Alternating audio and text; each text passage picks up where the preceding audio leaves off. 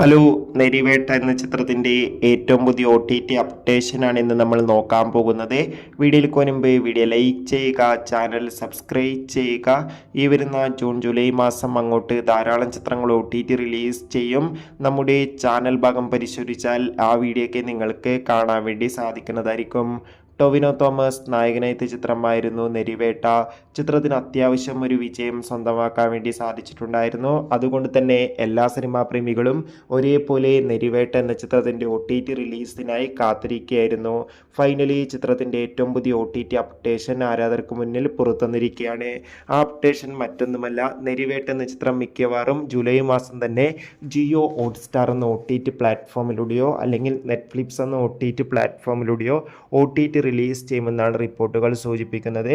എന്തായാലും official updation വന്നാൽ ആ ഒരു അപ്ഡേഷൻ ഉടൻ തന്നെ അറിയിക്കുന്നതായിരിക്കും. കൂടുതൽ സിനിമാ വാർത്തകൾ അറിയാൻ വേണ്ടി ചാനൽ ഇപ്പോൾ തന്നെ സബ്സ്ക്രൈബ് ചെയ്യൂ. അടുത്തൊരു വീഡിയോയിൽ കാണുമ്പോൾ ഏവർക്കും ബൈ.